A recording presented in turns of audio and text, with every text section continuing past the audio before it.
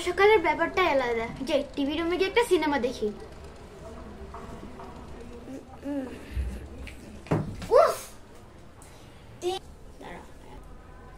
দেখে চলতে পারিস না নাকি এমনিই বর্ষাকাল? আরে মা বর্ষাকাল, তুমি জানো না বর্ষাকাল আসলে শুধু শুধু আমি ব্যথা পাই। উফ, যা তো এবার জামার কাজের মধ্যে বাধা দিস না। সকিনার মা কেমন আছো? হ্যাঁ, বর্ষাকাল তো আইই পড়লো, তো পিকনিকে যাইবা না? মা মা কি হয়েছে? ও মা শোনো, এখন তো বর্ষাকাল, বৃষ্টি পড়ছে, তো বর্ষাকাল স্পেশাল কিছু করো না প্লিজ। কি করবো বল, কি করবো বল, শুনি দেখি পারি কিনা।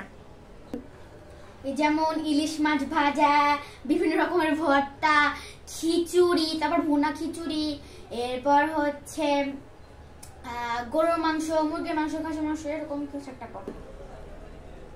আমি কি তোদের চাকর নাকি যে তোরা বলবি আর এটা রান্না করে যাবো? না, যা, নিজের যোগ্যতা থাকলে নিজে রান্না করে আন।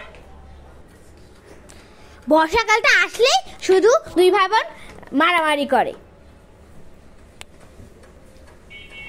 যদি ব্যথা পাস তাহলে তো বেশি ব্যথা লাগবে, তাই না? তখন তো বলেছিলাম, আমি বলেছিলাম তোরা মারামারি করবি না। তোরা ব্যথা পেলে কিন্তু আমি কিছু করতে পারবো না।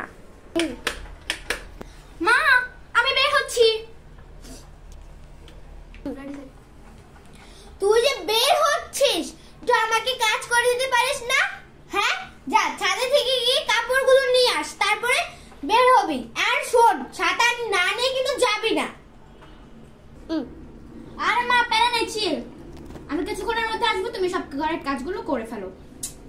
ছাতা না নিয়ে যাবো কারণ এখন একটু রোদ আছে। মা আমার কাজগুলোকে করে দিয়ে যা। আরে না, এই দাঁড়া, এই দাঁড়া, যাস না। এই মেয়েটা শুধু বাইরে চলে যায় আমার কথা না শুনে। তো ছাতাটা তো নিয়ে যেতে পারতো। যদি এখন রাস্তার মধ্যে বৃষ্টি নেমে পড়ে তখন কি করবে? ও রোদ আছে।